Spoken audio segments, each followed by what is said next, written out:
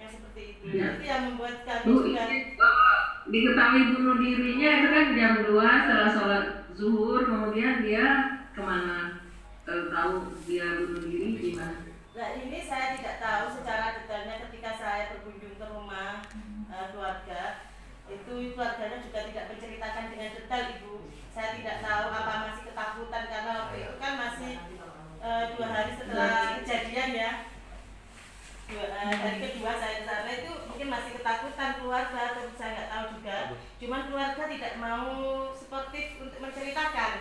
Bahkan saya bilang masa sampai keluarga Bu tidak ada yang tahu kondisi si anak ini bagaimana. Terus kok sampai seperti itu? Kalau ini minum racun itu ada fase-fase saya gitu. Dia akan mengalami mual, dia akan mengalami muntah, dia akan lemes dan sebagainya. Di mana keluarga saat itu? Nah itu keluarga nggak ada yang menceritakan. Tapi mungkin di ini ada, tapi cuman ibu zaman saudara korban itu nggak ada, nggak mau bercerita ke saya. Nah mungkin nanti ada yang bisa menjelaskan. Ini ya. Mungkin masih trauma juga keluarga, saya nggak tahu. Jadi seperti itu. Nah emang kami istilahnya gitu betul-betul juga memohon maaf, tapi kami sudah berusaha semaksimal mungkin melakukan yang terbaik untuk si korban Bu. Mudah-mudahan tidak terjadi lagi kasus-kasus yang seperti ini di Bangkalan. Cuman yang jelas ternyata memang dukungan sosial itu sangat penting. Saya merasa bahwa kasus ini anak merasa sampai mohon maaf seandainya itu bunuh diri pun itu saya merasa bahwa memang kurangnya dukungan dari sekitar, bisa jadi keluarga ataupun masyarakat lain, atau memang dia adalah tipe introvert yang tidak semudah untuk bercerita tentang hidupnya pada orang lain sehingga keluarganya pun mungkin tidak paham betul apa yang dialami dalam sisi psikologisnya. Nah itu sehingga saya menekankan ke ini. Pak Bu, kita dengar Polres tadi ya, mungkin Pak Polres bisa menceritakan sampai kronologis korban ini meninggal bunuh diri yang dinyatakan bunuh diri ya gitu ya. Tapi penjelasan dari psikolog bunuh diri ya kalau minum racun atau apa ini kan belum ini ya belum jelas seperti itu. Silakan Pak Kapolres.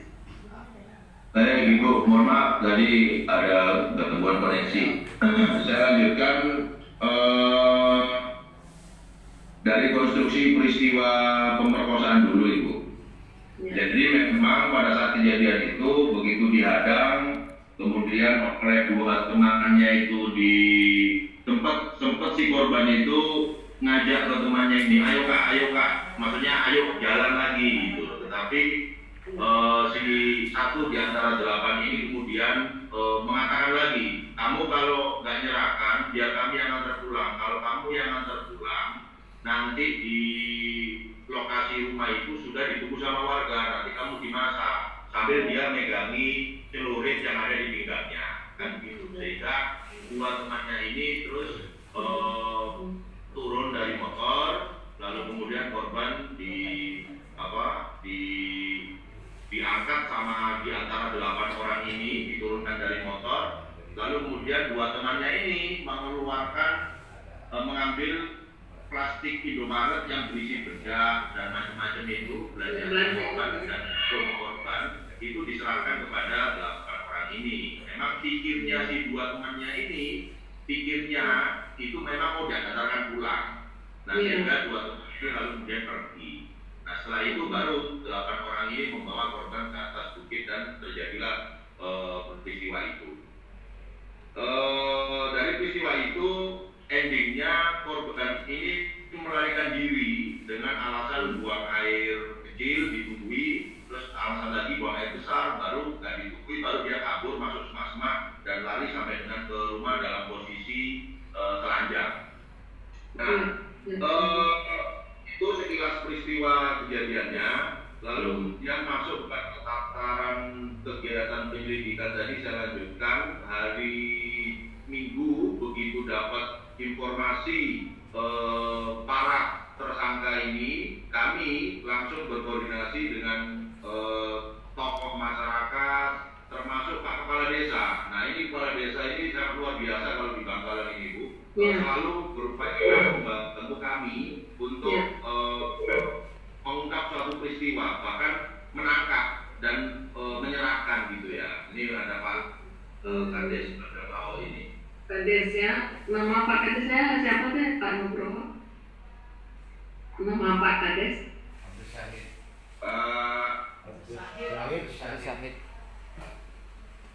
Sahid. Ya. Sahid ya, Pak Sahid. Kemarin habis beli sapi saya ke Pak Sahid. Oh iya, iya. Oke. Jadi atas kerjasama seluruh kepala desa Bunten, Kandang Laok, kemudian kepala desa yang di Tramo, itu hari Senin itulah diserahkan 4 tersangka. Lalu kemudian kita langsung periksa maraton, kita kembangkan lagi, hari Selasa dapat lagi 4. Nah kita sebut karena ini kan semua sudah kabur ke Banjarmasin, ke Jogja, ke Malang.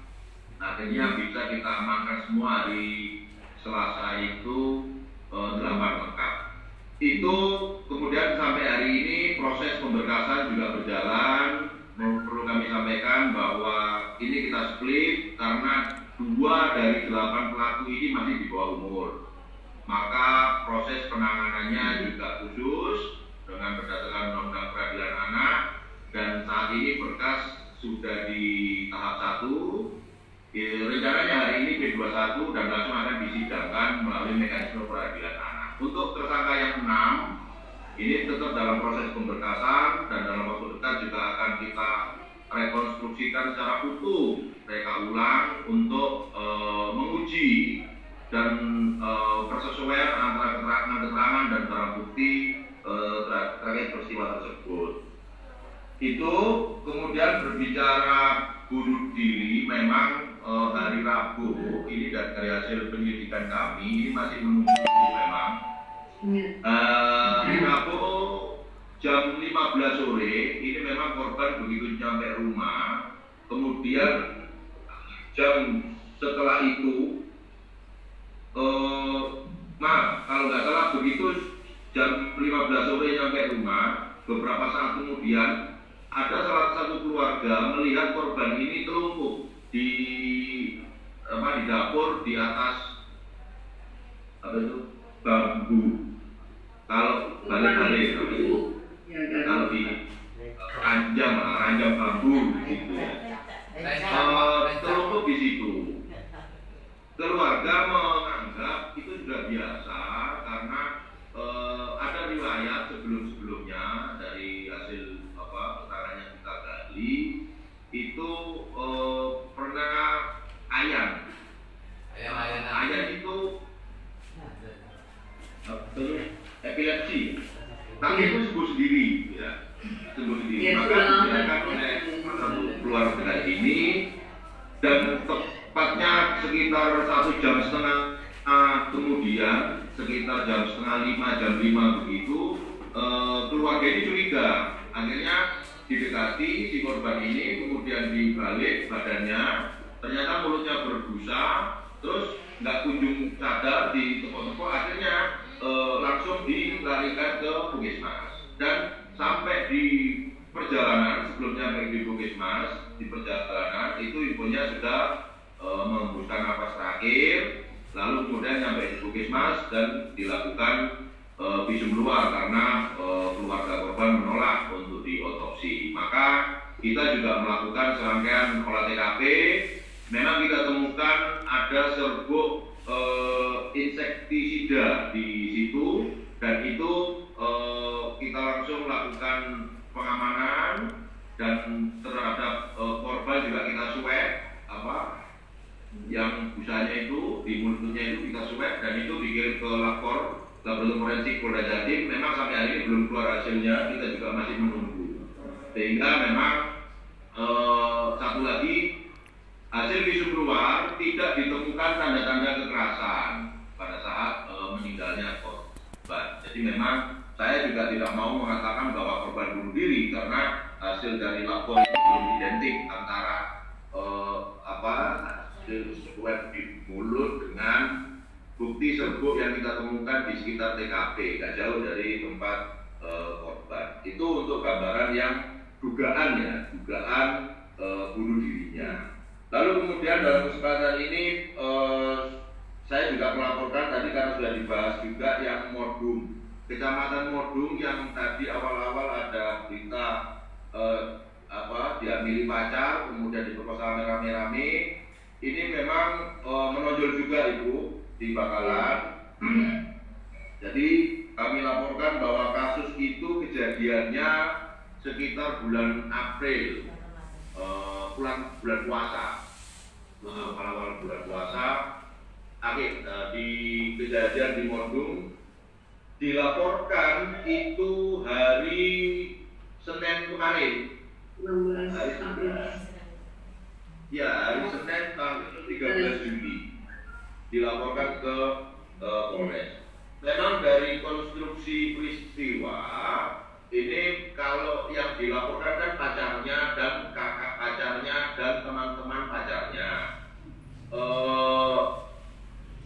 Untuk pacarnya ini bukan perkosaan. Ya, saya pastikan bukan perkosaan karena pacar ini sudah pacaran dengan si korban, lalu kemudian suka begitu Bu, kemudian memang di bawah umur. Nah itulah umurnya 15 tahun, maka kita konstruksikan delik pencabulan terhadap anak dengan lapis Undang-Undang tentang Perlindungan Anak. Nah, Laki-laki usia berapa Pak? kalau laki-lakinya dewasa, anaknya yang umur 15 tahun, si perempuan korban. Laki-lakinya dewasa. Termasuk yang yang pacarnya ini juga anak juga, umur 15 tahun, ya.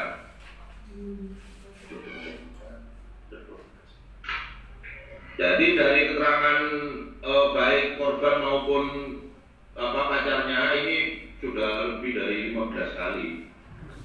Nah, cuma memang ada motif karena hamil, kemudian tidak mau tanggung jawab, sehingga dikenalkanlah ke kakaknya, ke teman-temannya untuk disetujui, tapi tidak dalam waktu yang bersamaan, waktu yang berbeda dan tempat yang berbeda pula dalam kurun waktu antara April Mei itu. Jadi kemarin dilaporkan tanggal 16 Juli di tempat kami, langsung kita tanggal 13 Juli 13 Juli dilaporkan, kita langsung maraton karena ini atensi juga, sehingga hari Rabu tanggal 15 Juli itu sudah kita amankan satu tersangka yang pacarnya ini atas nama S ini. Nah itulah kita mulai ada gambaran fakta sebenarnya terjadi seperti apa. Hanya memang di media karena mungkin masih hangat-hangatnya peristiwa pokok, nah di situ ditulis diperkosa lagi gitu. Sampai hari ini kita masih memburu terhadap 4 teman pacarnya ini, dan mudah-mudahan dalam waktu dekat bisa segera kita amankan seluruhnya dan untuk dilakukan proses secara hukum. Yang terakhir, mobil trafficking-nya nggak dia menjual atau menyuruh orang yang kosa? sejauh ini hasil pemeriksaan hanya motifnya itu karena dia merasa tidak mau bertanggung jawab, seolah-olah kalau dikerjai sama beberapa orang kan dia lepas dari tanggung jawab untuk menikahi. Nah itu dia. Tetapi kalau trafficking pembuktian dia dapat keuntungan, dia menjual, itu kita belum menemukan sampai sejauh itu. Izin Pak, hamilnya berapa bulan anak itu? Sampai hari ini 2 bulan.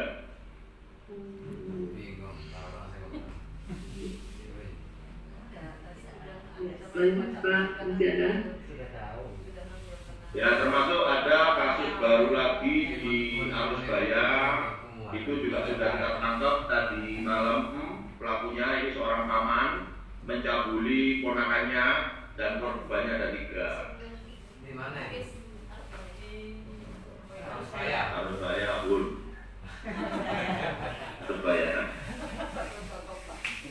Ya, itu serangkaian proses penegakan hukum yang kami lakukan. Maka di akhir kesempatan ini izin Ibu, saya kalau boleh sumbang saran gitu ya. Memang peristiwa di Kokop ini tadi sudah disampaikan oleh Ibu psikolog, ini harusnya tak terjadi lagi gitu ya.